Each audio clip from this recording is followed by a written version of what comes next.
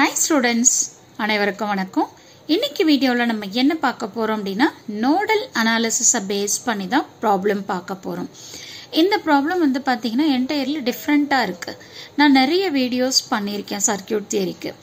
இந்த மாதிரி ஒரு ப்ராப்ளம் நான் எடுத்து பண்ணதில்லை. நான் பார்க்குறப்பவே கொஞ்சம் வித்தியாசமா இருந்ததுனால இந்த ப்ராப்ளமை நம்ம எப்படி பண்ணணும் அப்படிங்கிறத ஸ்டூடெண்ட்ஸுக்கும் சொல்லணும் அப்படிங்கிறதுக்காகவே இந்த வீடியோ உங்களுக்காக வாங்க பார்க்கலாம்.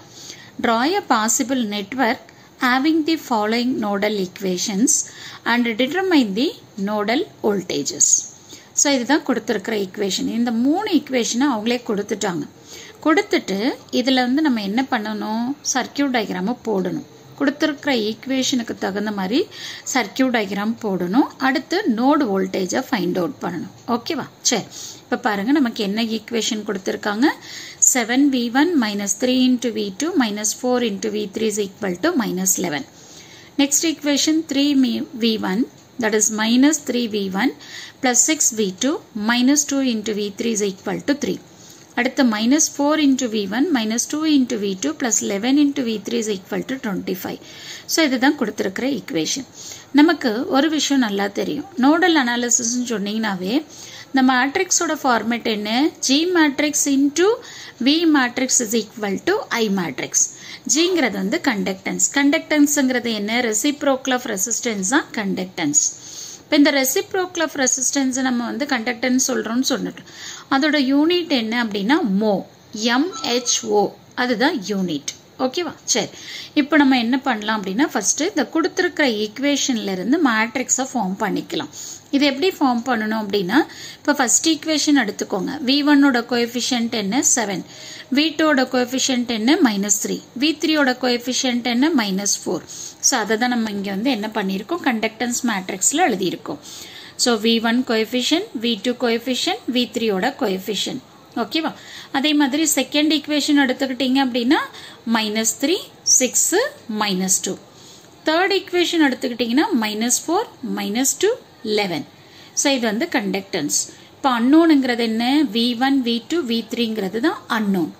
So this is equal to இப்போ இந்த ஃபர்ஸ்ட் ஈக்குவேஷன்ல என்ன கான்ஸ்டன்ட் இருக்கு? -11. செகண்ட் ஈக்குவேஷன்ல என்ன இருக்கு? 3ன்னு இருக்கு. அடுத்த தேர்ட் ஈக்குவேஷன்ல என்ன இருக்கு? 25ன்னு இருக்கு. அப்போ இந்த கொடுத்திருக்கிற ஈக்குவேஷன்ல இருந்து நம்ம என்ன பண்ணிட்டோம்? மேட்ரிக்ஸை ஃபார்ம் பண்ணி முடிச்சிட்டோம். ஓகேவா? சரி, இப்போ அடுத்து நம்ம என்ன பண்ணலாம் அப்படின்னா டயக்ராம் போடலாம்.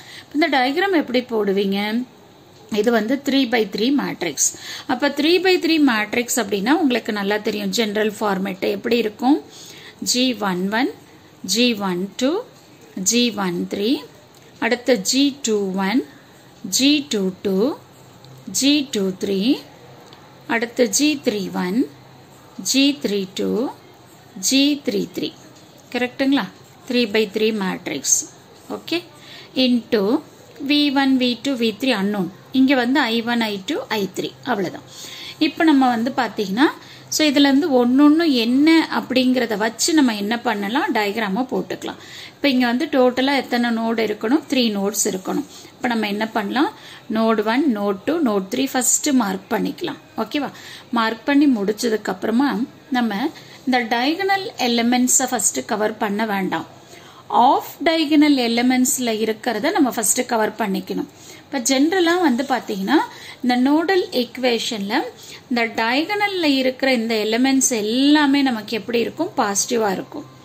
ரிமைனிங் ஆஃப் டயகனல்ல இருக்கு பாருங்க. இந்த ஆஃப் டயகனல் அப்படின்னா G12, G13, G23, அதே மாதிரி G21, G31, G32, இது எல்லாமே நமக்கு வந்து பாத்தீங்கன்னா ஆஃப் டயகனல். இது வந்து அப்பர் ஆஃப் டயகனல், இது லோயர் ஆஃப் டயகனல். இப்போ இந்த ஆஃப் டயகனல் எல்லாமே நம்ம என்ன பண்ணிருப்போம் அப்படின்னா நெகட்டிவ்ல ரெப்ரசென்ட் பண்ணிருப்போம். ஓகேவா? ஸோ அதனால இங்க நெகட்டிவ் இருக்கு அப்படின்னா இங்க வந்து டயக்ராம்ல போடுறப்ப நம்ம நெகட்டிவ் போடக்கூடாது. ஓகேவா? சரி, ஓகே, இந்த விஷயம் உங்களுக்கு நல்லா புரிஞ்சிருக்கும்னு நினைக்கிறேன். ஓகே, இப்போ நம்ம ஃபர்ஸ்ட் எதை கான்சென்ட்ரேட் பண்ண போறோம் அப்படின்னா ஆஃப் டயகனல் எலிமெண்ட்ஸ் தான் ஃபர்ஸ்ட் கான்சென்ட்ரேட் பண்ண போறோம். அதுக்கப்புறமா நம்ம வந்து டயகனல்ல இருக்கிறத செக் பண்ணிக்கலாம். ஓகே, இப்போ பாருங்க, இது வந்து என்னது? G12. தட் இஸ் G12னா என்ன?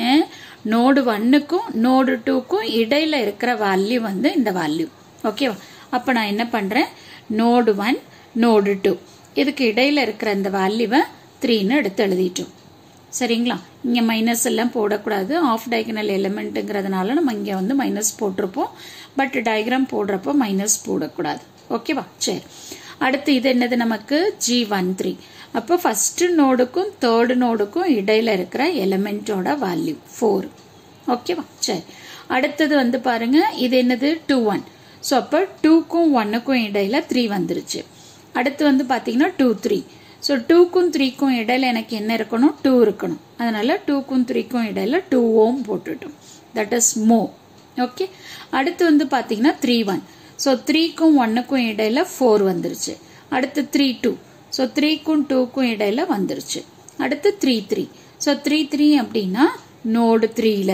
அப்போ இந்த 4 ஓம் கனெக்ட் ஆயிருக்கு. தட் இஸ் மோ கண்டக்டன்ஸோட வேல்யூ. இந்த 4 கனெக்ட் ஆயிருக்கு, 2 கனெக்ட் ஆயிருக்கு, இது கூட இந்த 5 கனெக்ட் ஆயிருக்கும். சரிங்களா? ஸோ 4 + 2 6, 6ஓட 5 ஆட் பண்ணீங்கன்னா 11. அப்போ இங்கே 11 வந்துருச்சு. அடுத்து வந்து பார்த்தீங்கன்னா G22. ஸோ G22 அப்படின்னா நோடு 2 மட்டும் பார்க்கணும். இங்கே 3 இருக்கு, இங்கே 2 இருக்கு, 5.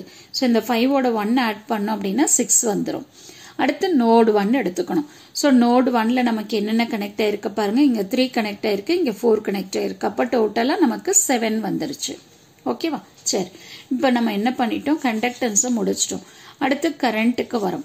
ஸோ கரண்ட்ல வந்து பார்த்தீங்கன்னா ப்ளஸ் இருக்கு அப்படின்னா இன்கமிங் கரண்ட், தட் இஸ் அந்த நோடை நோக்கி போகுதுன்னு அர்த்தம், moving towards a node. Minus இருந்தது அப்படின்னா that is moving away from the node. இங்கே மைனஸ் இருக்கிறதுனால நோடு 1ல இருந்து கரண்ட் நமக்கு வந்து வெளியில போற மாதிரி போடணும். இப்போ பாருங்க, நோடு 1ல இருந்து டவுன்வர்ட் டைரக்ஷன் இங்கே பாட்டம்க்கு வந்துருச்சு. ஓகேவா? அடுத்த கரண்ட் என்ன இருக்கு பாருங்க, 3ன்னு இருக்கு. இது பாசிட்டிவ் தான். அப்போ பாசிட்டிவ் அப்படின்னா நோடு 2ல வந்து நம்ம என்ன பண்றோம்? இந்த கரண்ட் சோர்ஸை கனெக்ட் பண்றோம். டைரக்ஷன் வந்து அப்வர்ட் டைரக்ஷன் போடுறோம். ஓகேவா? மூவிங் டுவர்ட்ஸ்ங்கிறதுனால. அடுத்து வந்து பார்த்தீங்கன்னா 25. ஸோ 25ம் நமக்கு வந்து ப்ளஸ் தான். அப்போ இது எது நோடில் கனெக்ட் பண்ணணும்? தேர்ட் நோடில் கனெக்ட் பண்ணணும். அப்போ நம்ம என்ன பண்ணுறோம்? தேர்ட் நோட்ல இருந்து 25 ஆம்பியரை கனெக்ட் பண்ணி, ஸோ இங்கே பாட்டமில் இருக்கிறது எப்பவுமே நமக்கு என்ன சொல்லுவோம்? ரெஃபரன்ஸ் நோடுன்னு சொல்லுவோம். ஓகேவா? அப்போது இதுல இருந்து மேட்ரிக்ஸ்ல இருந்தும் நீங்க வந்து என்ன பண்ணலாம்? இந்த டயக்ராமை போடலாம். அப்படி இல்லைன்னா கொடுத்துருக்கிற ஈக்குவேஷன்ல இருந்தும் நீங்க டயக்ராமை போட்டுக்கலாம்.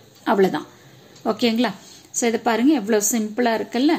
இதுக்கப்புறம் நம்ம என்ன பண்ணணும்? நோடு வோல்டேஜஸை ஃபைண்ட் அவுட் பண்ணணும். ஸோ இது வந்து உங்களுக்கு டெல்டா, அது நல்லா தெரியும். இதை சிம்பிளிஃபை பண்ணிக்கணும். அடுத்து டெல் V1 அப்படின்னா இந்த ஃபர்ஸ்ட் காலமை எடுத்துட்டு இந்த கரண்டோட வேல்யூவை இங்கே எடுத்துக்கணும். ரிமைனிங் இருக்கிற இந்த 2 வேல்யூவும் அப்படியே ரீடைன் பண்ணிக்கணும். பாருங்க, அதுதான் நான் இங்கே பண்ணியிருக்கேன். ஸோ -11 325. ஸோ இந்த ஃபர்ஸ்ட் காலமை மட்டும் ரீப்ளேஸ் பண்ணிட்டு ரிமைனிங் இருக்கிற இந்த 2 காலமும் அப்படியே மெயின்டைன் பண்ணிக்குவோம். அது டெல் V1. ஸோ டெல் V2னா என்ன? செகண்ட் காலமை ரீப்ளேஸ் பண்ணும். டெல் V3 அப்படின்னா தேர்ட் காலமை ரீப்ளேஸ் பண்ணும். ஸோ இதெல்லாம் எழுதி முடிச்சதுக்கு அப்புறம் நம்ம வந்து ஃபார்முலா எழுதிக்கலாம். பை கிராமர்ஸ் ரூல் V1 எப்படி எழுதலாம்? Del V1 divide by delta. V2 is equal to del V2 divided by delta. V3 is equal to del V3 divided by delta. இதுதான் ஃபார்முலா.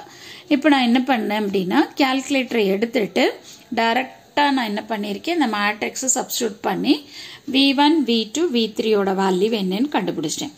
ஸோ V1 ஓட value 1 volt, V2 ஓட value 2 volt, V3 ஓட value 3 volt. So இதுதான் இந்த ப்ராப்ளம்கான answer.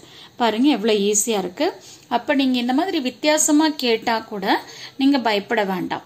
ஈக்குவேஷனா கொடுத்திருந்தாங்க அப்படின்னா first matrix எழுதி முடிச்சுக்கோங்க. So matrix எழுதினதுக்கு அப்புறமா நீங்க என்ன பண்ணுங்க? டயக்ராமை போடுங்க. ஸோ நோடல் அனாலிசிஸ்ங்கிறதுனால நமக்கு வந்து அந்த நோடை தான் மெயினா பார்க்கணும். ஸோ எத்தனை நோடு வைக்கணும் அப்படின்றத பார்க்கணும். அடுத்து வந்து பார்த்தீங்க அப்படின்னா இதுல வந்து இன்னொரு விஷயம் என்ன அப்படின்னா கன்ஃபியூஷன் ஆகிறதுக்கு எதுவும் இல்லை. இந்த ஈக்குவேஷன்ல இருக்கிற எல்லாமே வந்து என்னல இருக்கு அப்படின்னா மோல தான் இருக்கு. ஸோ மோங்கிறது வந்து பாத்தீங்கன்னா கண்டக்டன்ஸோட unit, that is reciprocal of resistance தான் வந்து நம்ம கண்டக்டன்ஸ்ன்னு சொல்றோம். ஸோ அதனால அதோட யூனிட் வந்து மோ, MHO. சரிங்களா? ஸோ அதுதான் நான் வந்து இந்த மாதிரி ரெப்ரசென்ட் பண்ணியிருக்கேன். ஸோ ரெசிஸ்டன்ஸுக்கு அப்படியே ரெசிப்ரோக்கல் மோன்னு வரும். ஓகே. ஸோ இந்த டயக்ராம் ஃபார்ம் பண்ணி முடிச்சதுக்கு அப்புறம் கிராமர்ஸ் ரூலை யூஸ் பண்ணி நீங்க அன்னோன் வேல்யூ ஆஃப் வோல்டேஜ் என்னன்னு கண்டுபிடிச்சுக்கலாம். ஸோ இதுதான் ப்ராப்ளம். பாருங்கள் எவ்வளோ ஈஸியாக இருக்குது. ஸோ கண்டிப்பாக இந்த வீடியோ உங்களுக்கு யூஸ்ஃபுல்லாக இருக்கும்னு நினைக்கிறேன். தேங்க்யூ ஃபார் வாட்சிங் திஸ்.